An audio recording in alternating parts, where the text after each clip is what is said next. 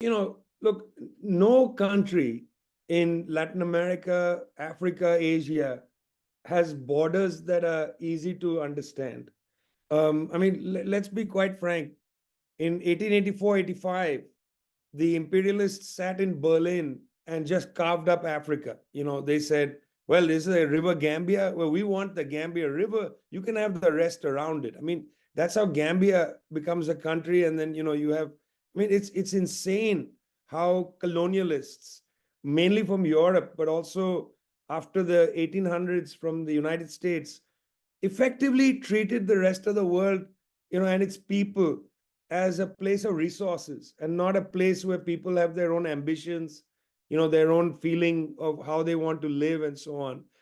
Borders were not unimportant in the pre-colonial world. Borders were there, but they somehow took on a fixity, under the colonial uh, period, because the border became not a border of people, but a border of resources.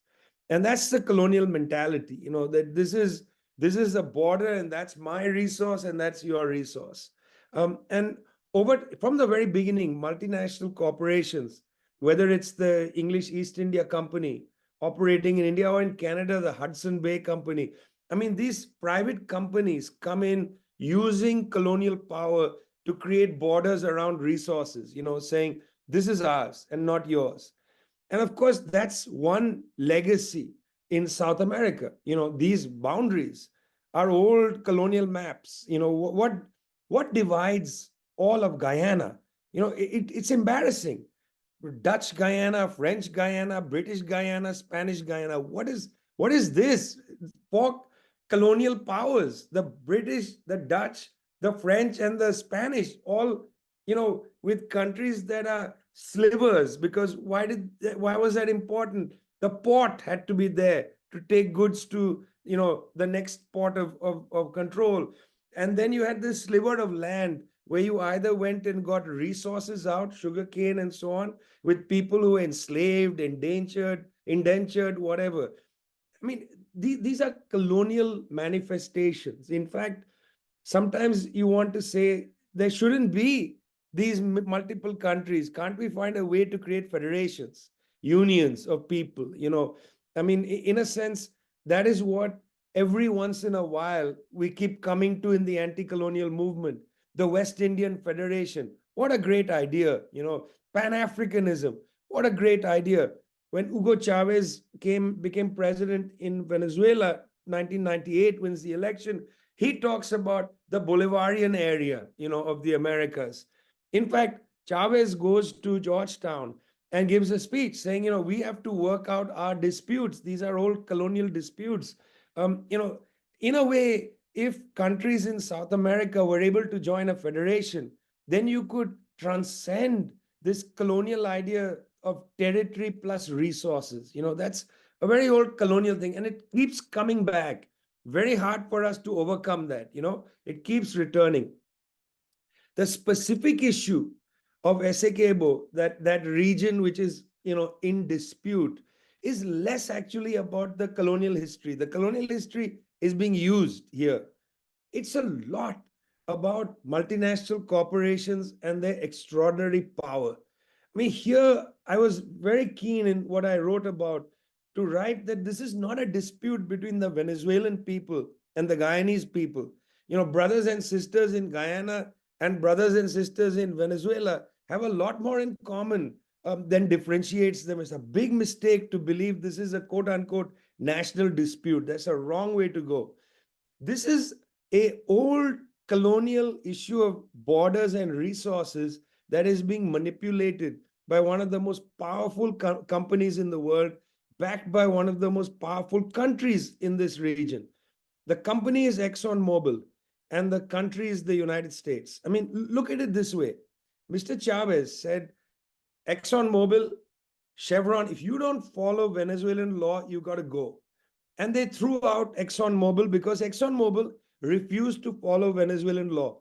It's very important to say this because it's not that Venezuela expelled ExxonMobil. Venezuela changed the hydrocarbon law so that it would more benefit Venezuelan people than foreign multinationals. ExxonMobil chose not to follow Venezuelan law and left, and then took Venezuela to court to sue Venezuela for properties inside the country. They asked for $100 billion, but the verdict came back, give them only 10. It was a much 10% of what they had asked for. ExxonMobil was mad as hell, after this. Rex Tillerson, the head of ExxonMobil, publicly said, we are going to wreak revenge on the Bolivarian Revolution. This revenge was going to come in two different ways. Number one, Exxon goes to Guyana. At the time, Granger and others should not have taken the overture from ExxonMobil. There should have been a South American conversation. I think this was a problem, that both Guyana and Venezuela, from about 2015, fell into a trap set by the imperialists. They went to two sides of the corner rather than coming together primarily as two South American countries, two countries in the global South, to solve a problem, because it's their problem to solve. Exxon came in and said, we will develop the oil fields here. They didn't bother to start developing until after they lost the judgment for compensation in Venezuela. I mean, I quote a Washington Post story which says basically Tillerson is seeking his revenge on Venezuela through Guyana. I mean, then Tillerson becomes Secretary of State under Trump, and they start the maximum pressure campaign against Venezuela. During this period, I don't say any of this because I think one should pick sides. I'm trying to lay out the facts. During this period of maximum pressure campaign, the Guyanese government started a military arrangement with the United States. They started planning military exercises and so on. Now, I'm sympathetic to the Guyanese government. Guyana is a much smaller country than Venezuela. It has a much smaller population. It has a much smaller military and so on. But to have taken shelter with the United States was an error. And this is how these two countries went further and further apart. Instead of coming together to solve an issue where they could have said, for instance, there's a lot of wealth, okay, in that water. There's a lot of money in that water. These two countries could have come together and said, let's figure out a way together. Let's go into this field together. Let's deal with this without going to the international courts. Let's create a condominium, 70% profit to Guyana, 30% Venezuela, or some deal like that. Let's make an arrangement. Let's have us go to maybe the Chinese to help us get investment and not ExxonMobil. There's a million things that could have happened, my friends, but none of those happened. What happened is these two great countries of Guyana, great country, fought for its freedom against the British, led by Cheddi Jagan, one of my heroes, overthrew British rule, experienced a coup d'etat, fought against that, determined fight. And it must be said, in the 1960s, the United States used Venezuela to try to poke against Guyana. Both countries have had an experience of the US using each other to try to undermine revolutionary processes. When Jagan was in power in Guyana, the US used the right-wing government in Venezuela to poke at Guyana. When the Bolivarians are in power in Venezuela, the United States used Granger and then Ali to poke at Venezuela from Guyana. It's a cliche, okay? Both sides have experienced this. I was very happy to see Comrade Ralph assemble all parties. I watched the video of Irfan Ali and Comrade Ralph meet with, Comrade Ralph being of St. Vincent and the Grenadines, meet with Miguel Diaz-Canel at the COP28. They had a side meeting. I'm sure Miguel Diaz-Canel of Cuba interceded. Nicolas Maduro came to St. Vincent. Comrade Ralph was the mediator. The Guyanese government came there. They sat down. They had what I think is a very fruitful conversation. And they need to start talking more to each other, not allowing ExxonMobil to talk in between them. So that's how I feel like, look, these conflicts are going to happen. These are historical conflicts. And when historical conflicts are then joined with resources, wow, it's a mess. There's too many resources at stake. Countries of our kind need to build a process of not allowing themselves to be used by imperialism. And I'm afraid for the last 30 odd years, that's what's been happening. Big corporation, powerful country, their own interest driving a wedge between two countries that shouldn't have a wedge driven between them. I mean, there are, over the last 70 odd years, there are many examples of this kind of situation. And those examples are valuable if you look at them individually.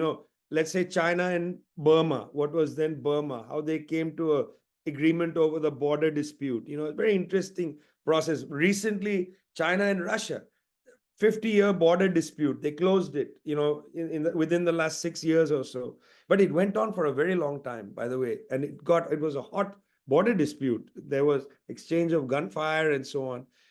Border disputes in ex-colonies, in even not only ex-colonies, my God, France and Germany fought over the Alsace-Lorraine period, for 100 years, okay? Look at Nagorno-Karabakh between Armenia and Azerbaijan. That conflict is going to go on for a long time. Yet, the only solution to these conflicts is to think of condominiums. That's the only solution we have in our heads. What is a condominium? It means that if two countries with some sense of fraternal relations between them have a dispute, they come up with an idea that they will jointly manage that territory. They'll jointly create a mechanism, a condominium, to jointly manage the territory. And if there are resources in that territory, they'll find a way to share them. That's the only solution we have right now, as humans. We don't have a better solution than that. The worst solution is to go to war to annex it, because annexation of a territory never solves a problem unless one country is more powerful than the other. It continues to simmer and it goes on for decades. So if you develop a kind of condominium arrangement, then you learn to trust each other. And maybe then the heat comes down. I mean, isn't that the most important thing with any dispute, even between individuals? You want to bring the heat down. You can't solve a problem between two people if they're screaming at each other. First you got to bring the temperature down. Having brought the temperature down, you see if they can trust each other. If there's something about each other they like, build on that. Then come to the problem later. The problem may actually disappear. Two countries may be quite happy for the next 500 years to share a little piece of land. That may be the solution, not the transitional period. So my feeling is, thus far, humans have only come up with that solution to a serious dispute, not of a border, but of a region. That's the only solution. I can't think of anything other than that. Unless one country says, okay, in the service of good neighborliness, this is yours. You administer it in the service of neighborliness. That has happened, but it's extremely rare. And often that kind of behavior happens inside a federation. For instance, when the USSR was created, that's precisely what the government of the USSR did in the creation of Ukraine. They took sections where there were Russian-speaking people, the Donbass, highly industrial area, and said that why doesn't that be part of Ukraine, Soviet Socialist Republic? But they did that in the context of a larger confederation. And after the collapse of the Soviet Union, that became a contest and continues till today as a major war between Russia and Ukraine. It's an interesting thing. Self-determination is a curious issue because let's say there's two countries, large populations, almost 1 million people or 800,000 people, 32 million people. And then there's an area of dispute in which there are 50 people living there, 100 people, 200,000, doesn't matter actually, but a smaller population. It's very difficult to say, let the decision be those who live there. I mean, it's democratic to think like that, okay? That's what the Russians said about the Donbass. They said, we're going to hold a referendum. And if the people in the Donbass say we want to join Russia by a majority, then they join Russia. But I don't think that's actually the best way forward because, for instance, it depends on what the vote percentages are. let's say 60% votes to join one country, 40% to join the other. You've only put off the problem. You haven't solved it. I mean, unless you're going to get 100% verdict or a 95%, you've got to have a threshold, verdict. You're just kicking the ball down the road. The problem is going to continue. Then you take, let's say, 60% of the population of Essequibo votes to join Guyana. You put it with Guyana. What's going to happen to the 40%? They are going to be they're going to be secessionists for Venezuela. But what if the population is mixed? You got chaos. That's why you can't go for that sort of solution. It sounds great abstractly, right? Self-determination, let the people vote. It's a great abstraction. But when you come to the practical aspects of it, unless it's 100% voting in one direction or the other, it's not going to work. You're just going to keep, prolonging the problem. In the name of democracy, you seem to have a solution. These are solutions that don't work. When Lenin, for instance, talks about self-determination, he doesn't mean hold a referendum, in that area. What he means is that you have to work with the political organizations there to see what kind of dynamic is available and so on. We want to hear from the people who live in a disputed territory, for sure. We would like to see what is their views and so on. But you can't reduce this to put it to a vote. You understand? So self-determination is better in abstraction than it is in practice.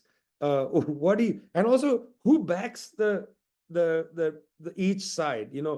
In Donbass, for instance, majority voted to join Russia. Okay. So then the Russians said, well, we did a vote, same with Crimea, huge majority wanted to join Russia. But what if then the West says we don't accept your election? What happens then? Self-determination is itself a political thing. It's not by itself a key to solve the problem. It's far better, rather than tell people go to your corners, it's far better to find a solution in between, in my opinion, because an election sometimes pushes people to their corners even more. It polarizes the population.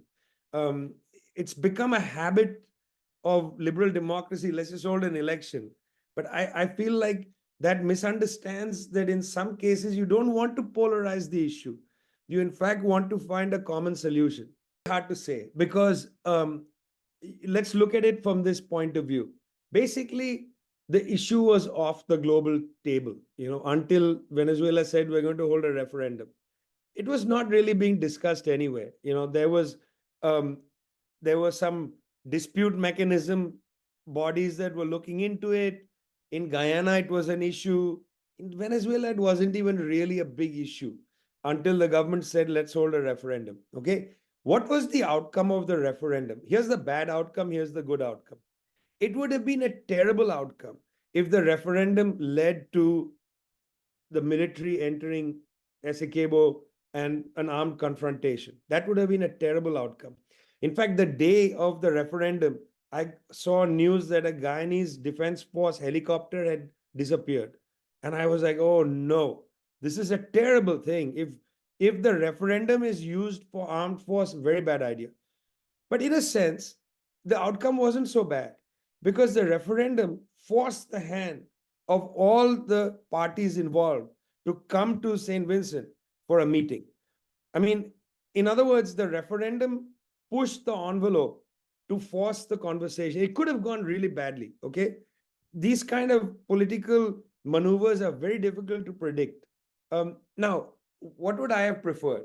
I would have personally preferred, although I'm not the leader of either country, so it's hard for me to say. But what I would have said is, what if Mr. Ali called up the Venezuelans and said, I want to come to Caracas? Or if Mr. Maduro called up the Guyanese and said, I'm coming to Georgetown. I want to come and I want to personally come, sit down and have a conversation. Just us. No ExxonMobil in the room, no US ambassador, just us. Or let's meet in the area we have in dispute. Let's walk the streets there. Let's talk as we walk. Let's dial the tension down. I would have found that to be the most revolutionary diplomatic solution. But that was not what happened. There are things that we might want, and then there are things that happen. And, I'm enough of a Marxist to know that I don't live in the world idealistically. I live in the world as it is. And we have to see what's happening and then try to see if we can somehow influence or move things in a direction slightly different from what's happening. That's all you can do. To get up on a soapbox and say, but this is what, I mean, nobody's listening to you, pal. You're not in the motion of history. You got to enter. So here, this is what they chose to do. None of us had a role in calling for a referendum, right? They chose to do that. The outcome could have been ugly, but it actually turned out for now to be valuable. Like, I hope channels of communication are open. It's very interesting. The night of the referendum, the Venezuelan and Guyanese foreign ministers spoke, and then they talked again the next day. In other words, there was apparently a maneuver to use this referendum. And in Guyana, they had a day of protest as well that day, but it was important because it was used by the two sides to open dialogue.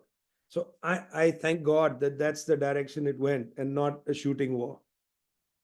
I believe, with all of that legacy of Rodney and so on, I believe that there's no anti-imperialism that's not within it anti-capitalist. That you can't really be, from my perspective, an anti-imperialism that's merely defending a domestic bourgeoisie is not worth the salt. Sometimes you make tactical alliances with an elite in a country against imperialism.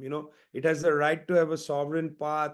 Why should imperialists dictate and so on? You make political choices.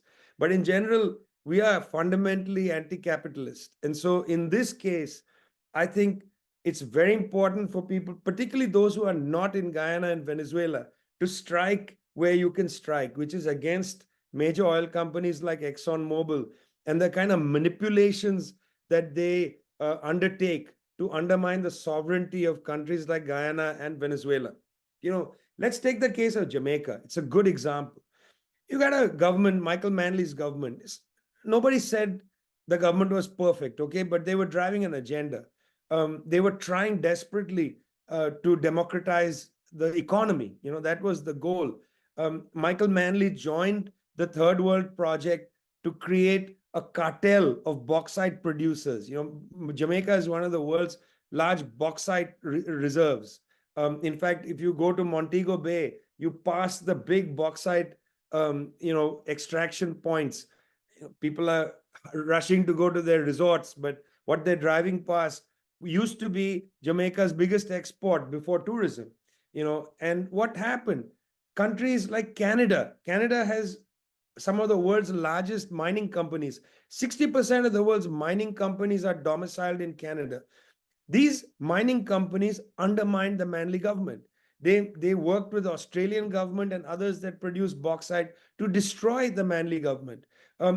Most of the countries in the Caribbean, which attempted a sovereign path, were undermined not by the United States government, but by multinational corporations. I mean, they play the leading role. In fact, the governments are dragged by them into these conflicts, And so here's another instance. This is ExxonMobil's little game. And it's fascinating that for a while, the CEO of ExxonMobil, the second CEO of ExxonMobil since the merger of Exxon with Mobil, is Rex Tillerson.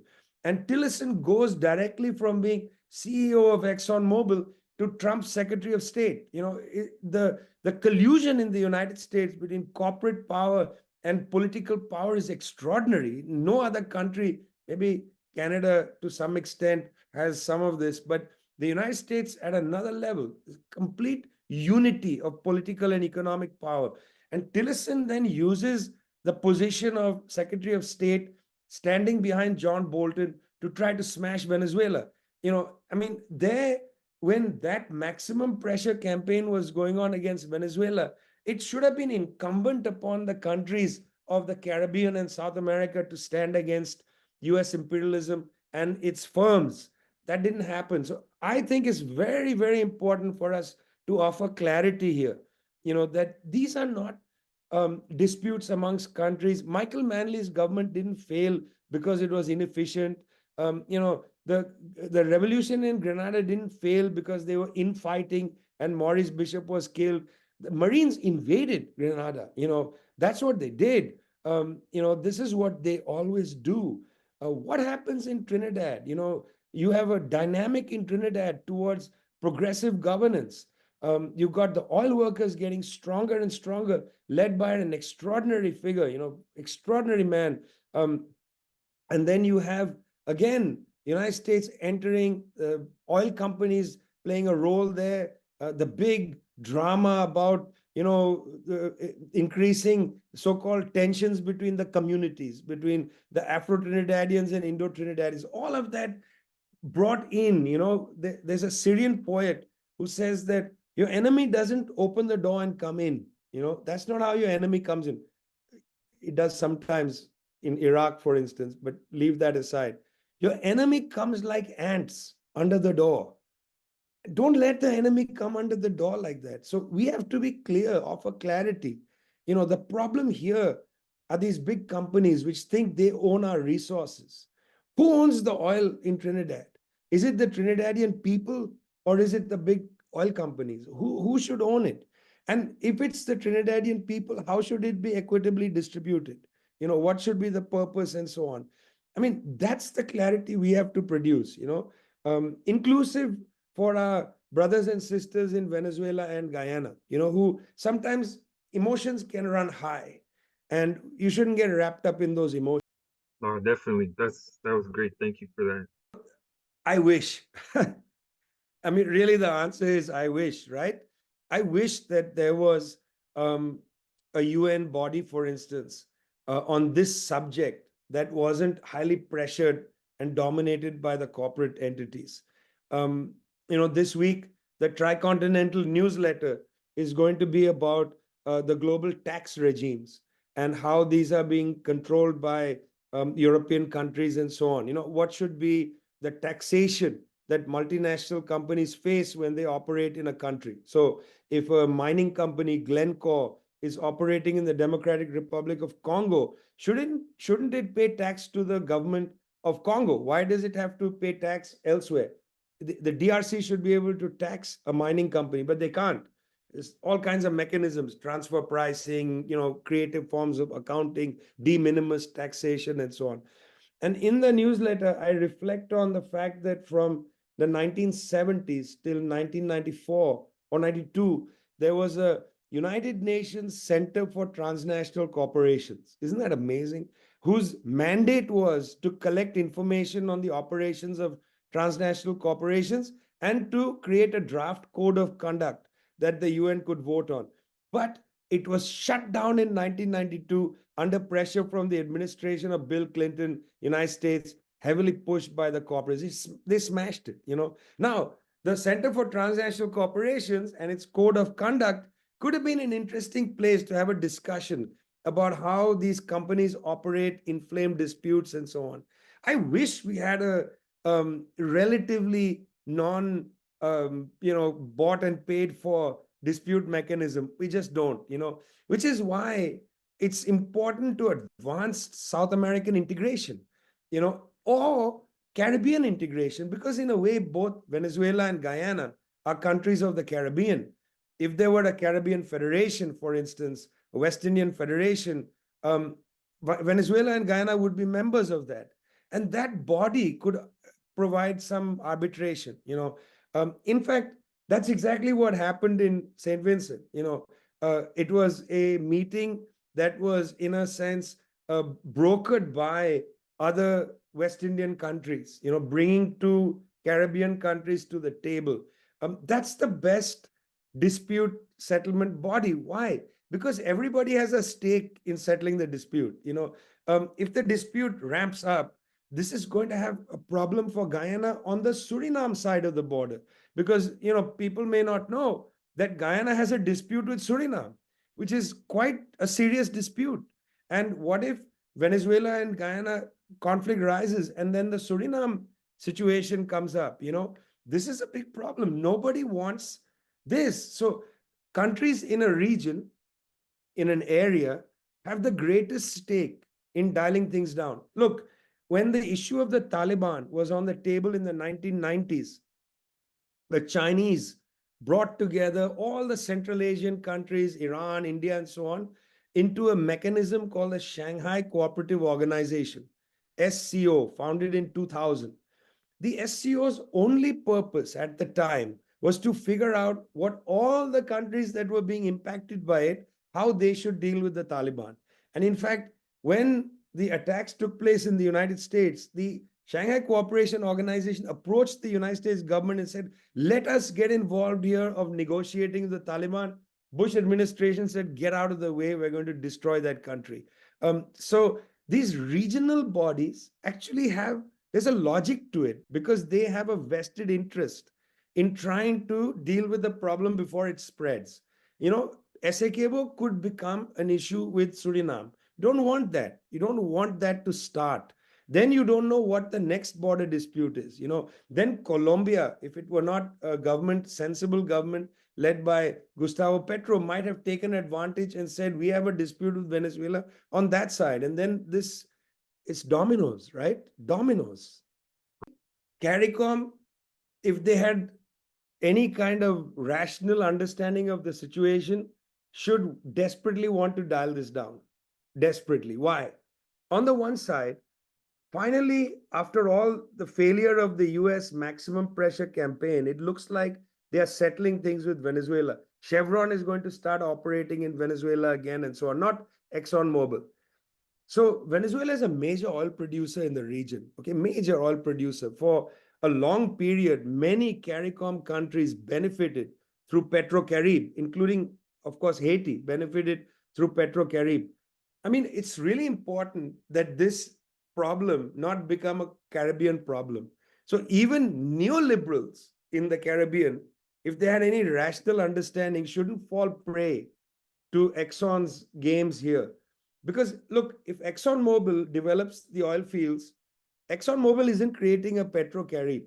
They're not going to provide oil at a cut price, you know, in a solidarity kind of situation like Venezuela did. So it's far better for CARICOM to side with themselves than with a foreign multinational corporation which is going to kill them. So this is not just a radical thing I'm talking about. This is a rational approach, you know. Even see, one of the interesting things about PetroCaribe didn't discriminate based on your politics. The Caribbean, countries were not asked, if you're only of the left, you'll get cut price, oil. Basically, the Venezuelans or anybody is, in fact, also the United States, that in the Boston area, Citgo, Venezuelan oil company, was providing cut price heating oil to poor people in the United States. They didn't say you have to elect a left-wing, city councilor, nothing. We want to help you.